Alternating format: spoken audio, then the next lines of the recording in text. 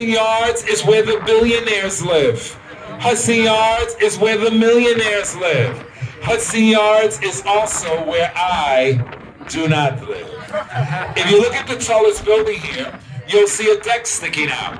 That deck is called the Edge. The Edge is America's highest outdoor glass bottom observation deck. If you come back down to street level where you see the vessel, on the right side of the vessel is where you'll find the main entrance to the High Line. The High Line was once an old, abandoned, elevated railroad track that in recent years has been converted into an incredible park-like walkway. Guess what? Should you find yourselves on the High Line, I promise you, you will find yourselves in the midst of one of the best walks you can take while walking around the island of Manhattan. That's right, I said island.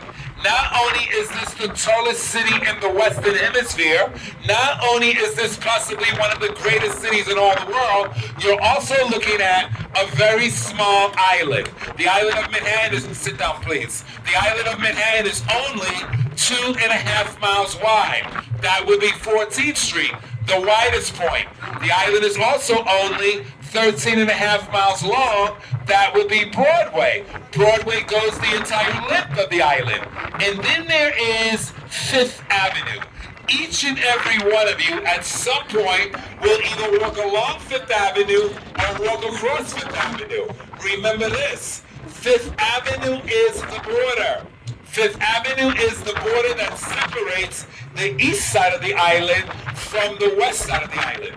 So if you said to me, my dinner reservations are at 305 28th Street, the first question is that East 305 28th Street or West 305 28th Street, and Fifth Avenue separates the two? You guys see that white building that looks like a giant block of ice?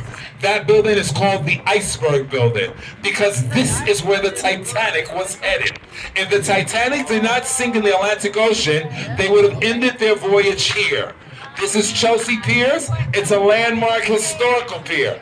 It was the destination of the Titanic. The Titanic sank in 1912 on the evening of April 14th, not New Year's Eve. That's for television. It was April 14th. Guess what?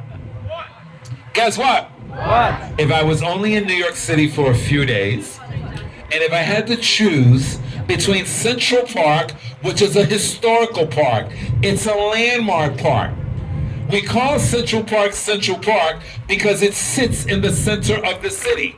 But if I had to choose between Central Park and this little park right here, I would definitely choose this park. Why? Because there's no other park like it in all the world. This park is an interactive, keyword interactive park. Lots to do, see, touch, and experience when on the little island. Guess what? The little island is a public space, therefore it is absolutely free to walk the ramp onto the most unique park in all the world. If you look past the little island, you'll see a long green building. That's Pier 57, my favorite food hall in all of New York City. Pier 57. I like their sofas. If you look at the sky over the little island, ladies and gentlemen, you're looking at the most famous building in all the world, the Empire State Building. The Empire State Building was built in 1929. It stands a grand 102 stories high.